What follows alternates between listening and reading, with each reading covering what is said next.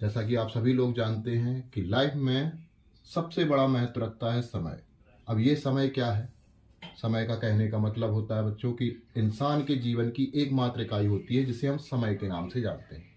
समय के अंतर्गत हम तीन चीज़ों को पढ़ते हैं, जिसमें शब्द होते हैं, दूसरी संख्याएं और तीसरे होते हैं चिन्ह। संख्याएं बच्चों होती हैं दो प्रकार की। पहली होती है वास्तविक संख्या, दूसरी होती है काल्पनिक संख्या। वास्तविक संख्याओं के अंतर्गत दो चीजें आती हैं, पहली परमेय संख्या और दूसरी अपरमेय संख्या। साथ ही साथ काल्पनिक संख्याओं के अंतर्गत भी दो चीजें आती हैं, जिन्हें हम शुद्ध काल्पनिक के नाम से जानते हैं, और इसके अलावा समृद्ध संख्या। चलिए अब हम वास्तविक संख्याओं के बारे में देखते हैं कि वास्तविक संख्याएं एक्चुअल में है क्या चीज। वास्तविक संख्याओं को इंग्लिश में हम रियल नंबर्स के नाम से जानते हैं। वे संख्याएं जो संख्या रेखा पर प्रदर्शित करी जा सके, वास्तविक संख्याएं कहलाती हैं।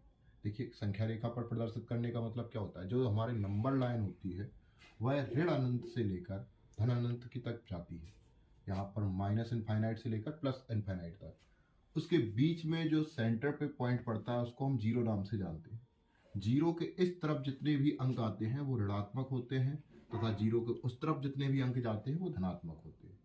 देखिए बच्चों, यहाँ पर जो एक्सेप्शन है वो अपवाद क्या है कि हम यहाँ पर कुछ चीज़ों को खोजने का प्रयास करते हैं कि जितना भी जो कुछ होता है वो सब संख्या रेखा पर ही आता है, और जो चीज़ हम एज्यूम करते हैं या मान के चलते हैं उनको हम इमेजनरी नंबर कहते हैं, और वो संख्याएं संख्या रेखा पर कभी नहीं दिखाई जा सकती।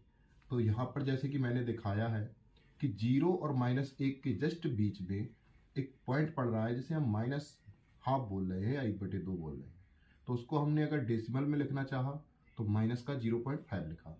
अब बात आती है कि एक अपरमेय संख्या भी तो नाम की चीज होती है। जो अपरमेय संख्या होती है वो संख्या रेखा पर कहाँ रहती है या कहाँ पर प्रदर्शित करी जाती है?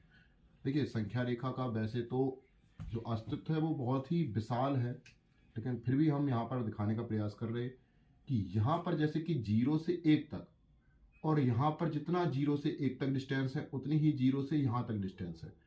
इन दोनों को नाप करके मैंने यहाँ पर एक समकोण बनाया है, जो आप लोगों को शायद दिखाई दे रहा होगा, परपेंडिकुलर खींचा। अब उसके आधार पर जितना भी हम 0 से चाप भरकर लगाएंगे, जिस जगह पर संख्या रेखा पर वह चाप काटेगा वो हमारा √2 होगा। ठीक है, अब हम आगे बढ़ते हैं। ये रही हमारी वास्तविक संख्या की जानकारी। अब हम बात करते हैं परमेय संख्याएं क्या होती हैं। जो परमेय संख्याएं होती हैं वे संख्याएं जो p/q के रूप में लिखी जा सके, जहां q 0 के बराबर ना हो। बात करें हम 2/3 की, 2/3 एक ऐसी संख्या है जो भिन्नात्मक है, लेकिन अगर हम आगे चलकर पढ़ेंगे तो यही 2/3 आपको अशांत दशमलव के रूप में दिखाई देगी। अब उसके बारे में हम आधी जानकारी आगे लेंगे। 0.56 यह एक शांत दशमलव है, इसकी भी जानकारी हम बाद में ही लेंगे। अगर हम इसको भिन्न बनाना चाहें या फ्रैक्शन बनाना चाहें तो 56/100 करके बना सकते हैं। यहाँ पर 0.23 है, यहाँ पर बार लगा हुआ है, यह अपने आप में एक अशांत दशमलव संख्या है। माइनस के 3/4 यह एक परमेय संख्या है। ये सभी परमेय संख्याएं हैं। बच्चों को अपवाद एक देखने को मिलता है, जब भी बच्चों से क्वेश्चन किया जाता है बच्चों 0 एक कैसी संख्या है, तो वो यहाँ पर हेजिटेट हो जाते हैं। देखिए बच्चों, 0 ना तो ही धनात्मक है ना ही ऋणात्मक है, यह एक न्यूट्रल संख्या है। ना यह प्लस धारक होती है ना ही माइनस धारक। 0 अपने आप में एक संख्या है, परंतु यह परमेय संख्या के अंतर्गत आती है। क्यों? इसके नीचे हम 1 मान सकते हैं। ठीक है, बात आती है A0.141414 और डॉट डॉट डॉट। इसे भी हम अशांत दशमलव की श्रेणी में रखते हैं, परंतु यह एक परमेय संख्या है। अब बात करते हैं कि अपरमेय संख्याएं क्या होती हैं। वे संख्याएं जो p/q के रूप में लिखी जा सकें या ना लिखी जा सकें।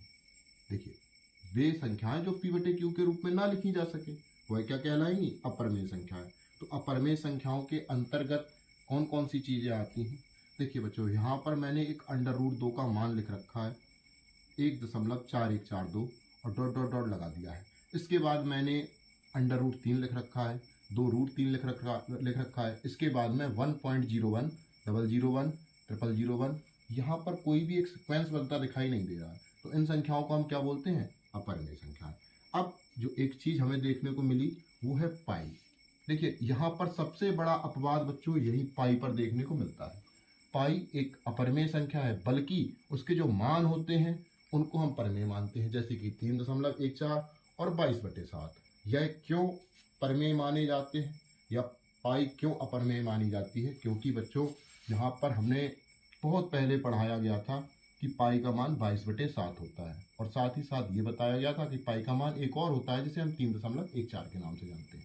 बल्कि बच्चों ये बात जरा सी गलत साबित होती है। पाई ना तो 22/7 है, ना ही 3.14 है। यह लगभग होती है 22/7 की। हैव अ नाइस डे बच्चों। अब हम कल मिलेंगे आप लोगों के साथ।